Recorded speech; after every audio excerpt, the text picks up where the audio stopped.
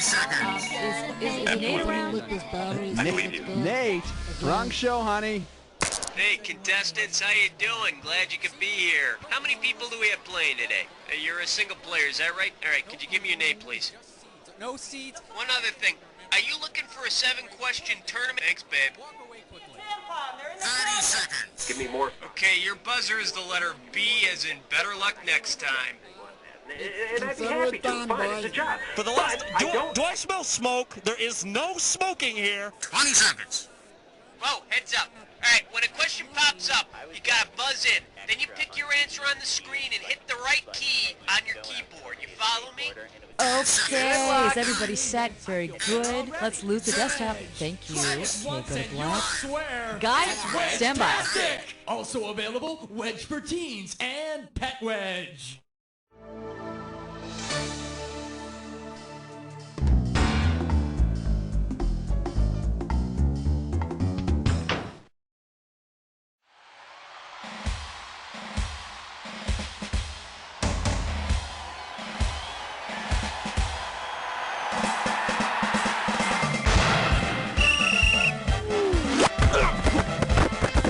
It's time for the show where high culture and pop culture collide.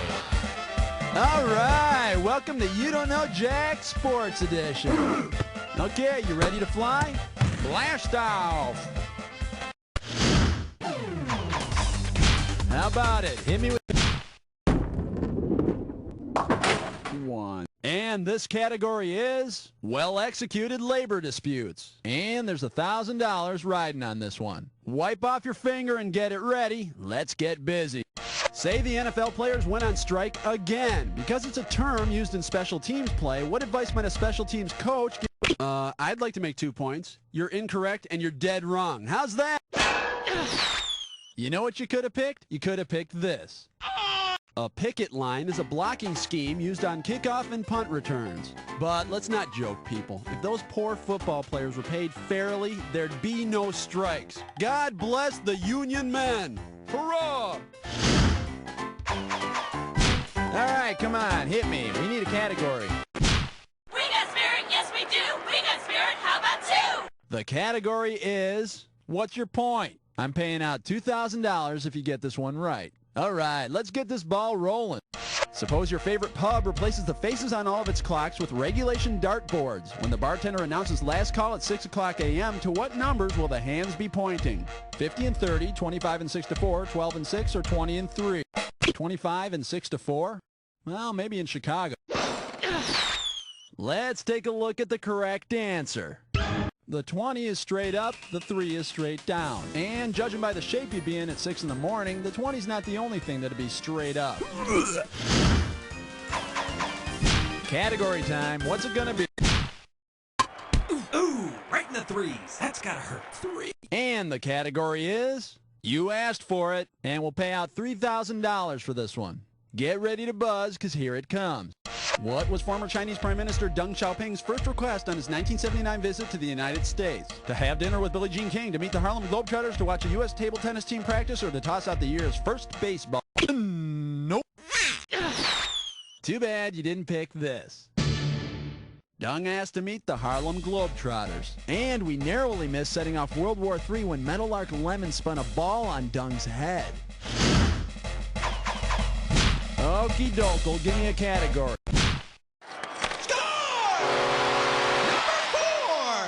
Here's the category. Things most people would rather not watch. Okay, $2,000 is coming your way if you get this one. Okay, let's say true blue-collar gal Roseanne wants to have some custom teddies made from the same materials used to make bowling balls. Which of the following will not find its way into Roseanne's collection of teddies made from bowling ball materials? A polyester teddy, a lead teddy, a polyurethane teddy, or a rubber teddy? Bowling balls are not made of lead. Yeah!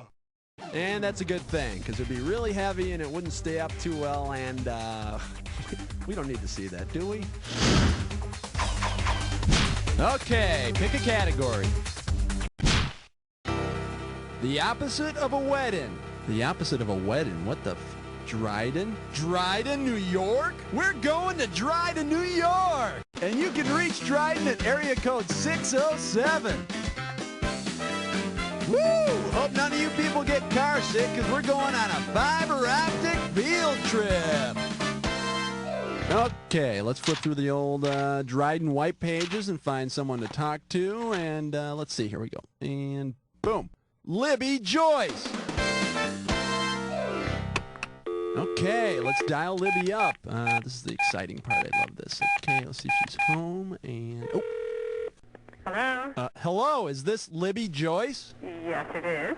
Libby, my name is Guy, and I host a sports trivia game show called You Don't Know Jack. I'm sure you've heard of it. And I was wondering if you could help us out today. Oh, to do what? Well, all I really need you to do is come up with a sports trivia question for our contestants. I don't know if you're a big sports fan, but do you like sports or what? Well, not terribly, but I do have a most favorite game, ice hockey. Ooh, cold steel on ice. That's fun.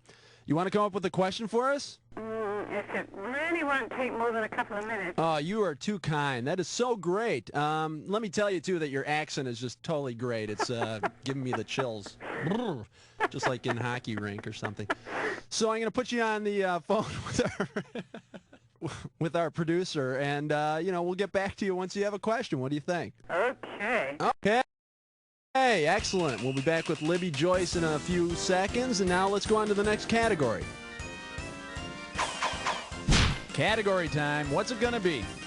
Here they come spinning out of the turn. It's question 5 by a nose. The category behind this question is plagiarism, Canadian style. You get this one right, you got $2,000 coming at you. Did you know that 2 Canadian Football League teams have the same nickname?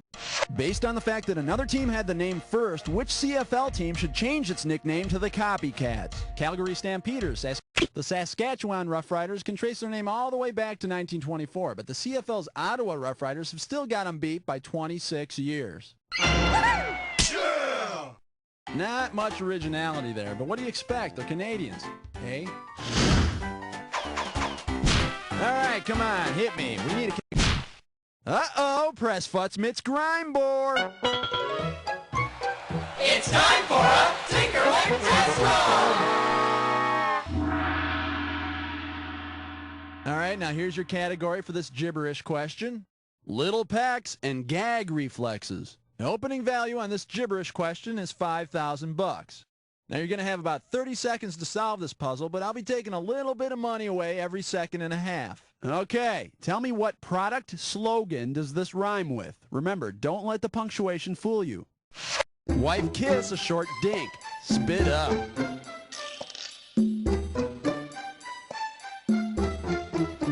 How about a hint? It's a sports drink slogan. A slogan about what life really is. Yeah, I look to sports drinks for all my philosophical insights. Really? Life is a game. Bottoms up. Hey, while you're at it, hurry up! Always remember, wife kiss a short, dink spit up. I don't know about you, but if that sport turns out to be rhythmic gymnastics, I'm definitely going to start drinking. Now, Tag team naked skydiving tonight at 7. the category, down in the dumps. Okay, swing this one and I'll give you $2,000. Okay, let's see whose trash is in this can here. Looks like we got a wish list with the Heisman Trophy crossed off, a Boston College jersey, a map of Canada, and a pair of platforms. Doug Flutie, the diminutive QB that won the Heisman, played in the NFL, then headed to Canada. Yeah, he's a big star in Canada.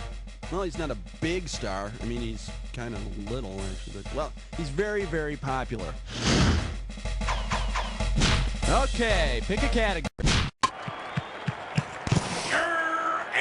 Here's your category. When celebration parties turn ugly. $1,000 for a right answer. On your marks, get set. Here's the question. Let's say that the current NBA champions get the crazy idea to take apart the Larry O'Brien trophy and play basketball with the pieces. What immediate problem will they have? The trophy is impossible to disassemble. The little ball won't fit through the basket. There is no basketball on the trophy, or the trophy doesn't... Hey, way to drop the ball on that one. Should have picked this. On the trophy, the basketball's diameter is larger than the hoop's rim, so the ball won't fit through the basket. Of course, Chris Dudley's been using that excuse for years. Okie doke. Runners, take your mark. Set. 9. The name of this category is... Someone fixed the skipping record. This question's worth $2,001 bills. All right, complete this sequence for me. Billy Martin, Yogi Berra, Billy Martin, Lou Piniella, Billy Martin, Lou Piniella, Yogi Berra, Billy Martin, or George Steinbrenner. Lou Piniella played tag team with Billy Martin as the manager of the Yankees in the mid-'80s. Yeah! And if you think that's bad, you should see Steinbrenner trying to pick out a tie every morning. Not that I've ever seen him in the morning. Cat. 1, 2, 3, 4, 5, 6, 7, 8, 9, 10. This one's gonna be Turn Your Face to the Moonlight. All right, $3,000 is riding on this one. Hang on tight. Here we go. If the cast of Cats relaxes with the Welsh sport of purring, what will they do? Hurl stones at rival touring companies, release and capture 6 black cats, kick each other in the shins, or yank each other's dance bell? No, that's the sport of wedging. This is the correct answer. Purring involves 2 players grabbing each other by the shoulders and then kicking each other in the shins until one lets go. I don't know about you, but I'd pay a hell of a lot more to see that than I would to see cats. All right, that's 10 questions down. For 10 more, let's go on to round 2. All right, we're in round 2 now, so all the questions are going to be worth double the money. Got it? Great. Let's go. Okay, we're back on our fiber optic field trip with Libby Joyce from Dryden, New York. Libby, are you there? I am. Great. You got a question for us? Yes, I do have a question. Okay. And I thought that maybe Ken Dryden would be... Wait, Libby, don't... Sorry, I shouldn't be saying this yet. Okay. Oh, dear. I'll keep quiet about what the question is until it's the right time. U-T-L-Y, you ain't got no alibi, 11. So, what's your category? Oh, the category. Okay. Let's call it Hockey Boy. And we'll make this one worth $5,000. Okay. Put your fingers on your buzzers. And the question is, from 1966 to 1969, goalie Ken Dryden won 76 games for the Cornell Big Red hockey team. How many did he lose? 0, 4, 10, or 76?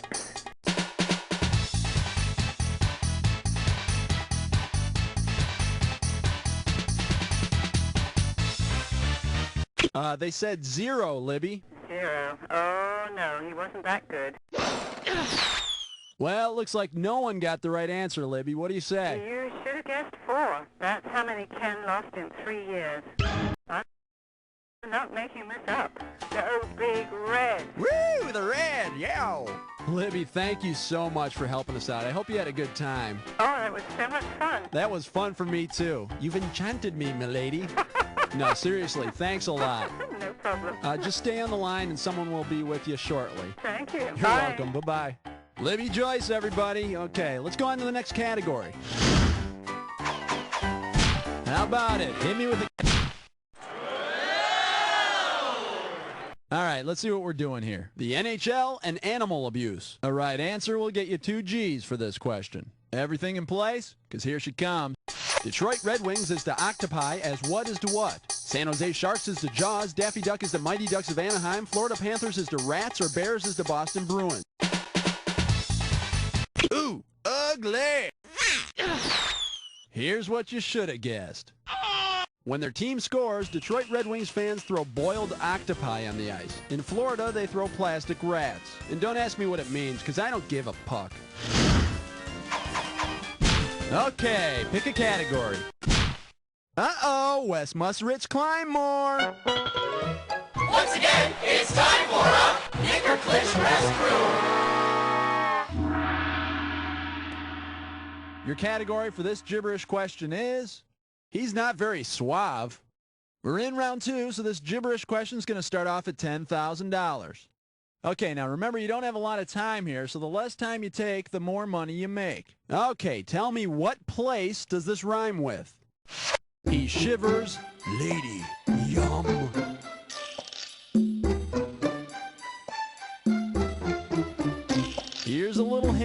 the name of a ballpark? It's a ballpark in Pittsburgh. Hurry up and pirate a solution. Hello! It's near some big streams.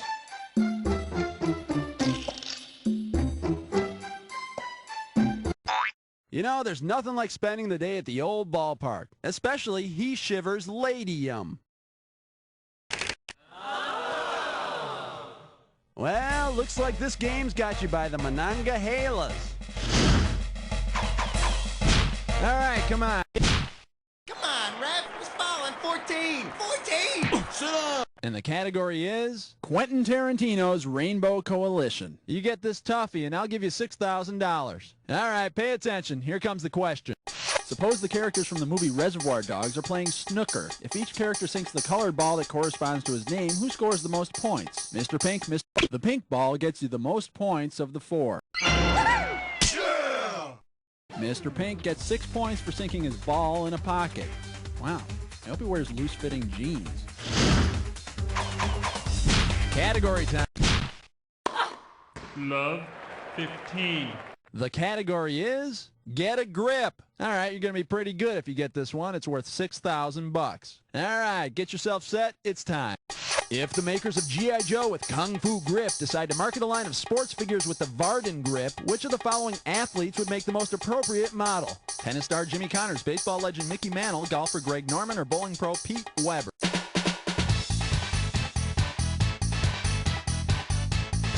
Hey, who are you? Wrongy Wrongerson? Well, in case you're curious about the correct answer, the Varden grip is the overlapping hand grip used by most golfers today. The Greg Norman doll will also lead all the other dolls going into the final round. Then it'll start choking. Okie doke, give me a category. 16. And this category is Heads and Tails of State. It's going to be worth $4,000. All right, listen up, folks. As we all know, former Secretary of State George Shultz has a tattoo of the Princeton Tiger on his butt. If George wanted to do a particularly entertaining reenactment of the first intercollegiate football game, what would he have to get tattooed on the other cheek? A Tennessee Volunteer, a Yale Bulldog, a Rutgers Scarlet Knight, or a Clemson Tiger?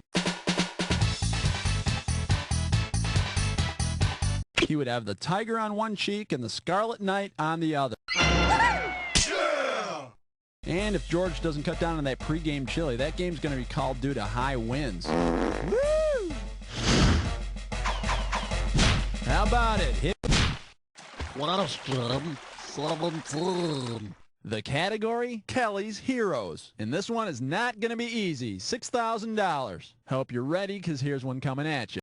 If the title Olympic gold medalist were hereditary, who would have inherited it from 1920s Olympic rower Jack Kelly? Actress Grace Kelly, quarterback Jim Kelly, clown Emmett Kelly, or baseball star King Kelly?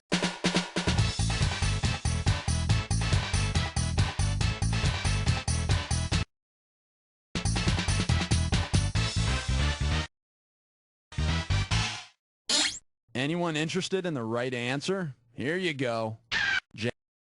Jack Kelly, a former bricklayer, fathered Grace Kelly, future Princess of Monaco. And I'm sure she'd much rather have been known as rowing medalist Kelly instead of that inconsequential-sounding Princess Grace. All right, come on. 18. Here's the category. Return of the Unknown Comic. And this one's going to be worth $2,000. Ready on the trigger? Pull. Suppose ESPN were to remake The Gong Show as The Gula Gong Show. Based on the star's background, what might be the show's first act? An Aborigine squeezing a tennis ball, an Eskimo sprinting in a tiny circle, an Apache diving into a small pool, or a Maori doing the split? No, but I hear the native New Zealanders are a very talented and flexible people. And let's see the correct answer. Yvonne Goolagong is the only Aborigine ever to become an international tennis sensation. And when she was asked where she learned how to play, her answer was, of course, out back. Hello! Thank you! I'll be here all week! Category time. What's it gonna be? Illegal use of the hands on question 19. And the category is cheating at tennis. And this one's $4,000 for a right answer. Okay, coming at you. Heads up.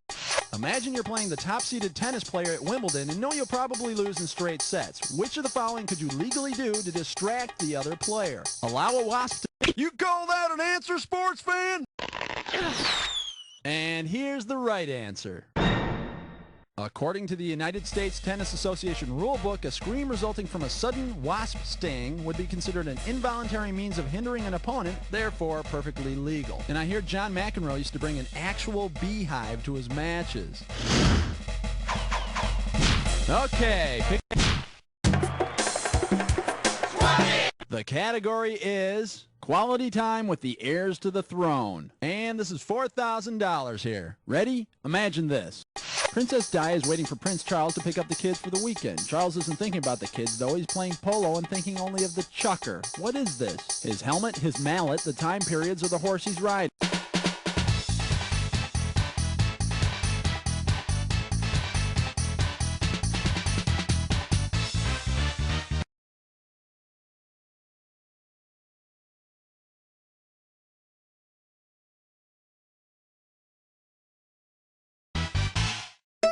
Let's see what a good player would have answered.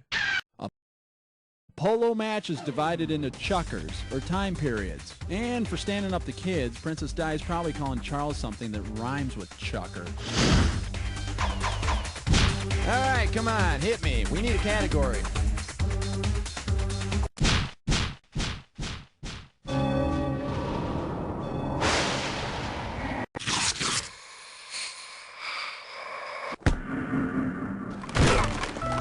Time for the attack. Buzz in when... So, you done the attack before. No problem. Here's your clue. What's your cup for? Hope you're wearing your cup, because you're gonna need it. Good luck.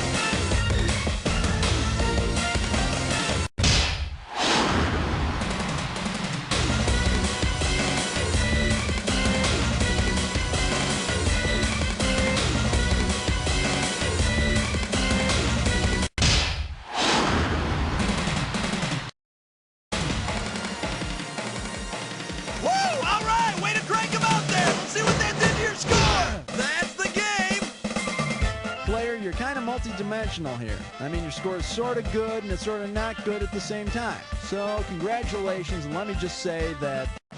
You don't know Jack! Okay, great show, everybody. Cue commercials, thank you, and Cookie, what's the story with the contestants? Listen, excuse me, whenever you feel like playing again, you just gotta let me know, alright?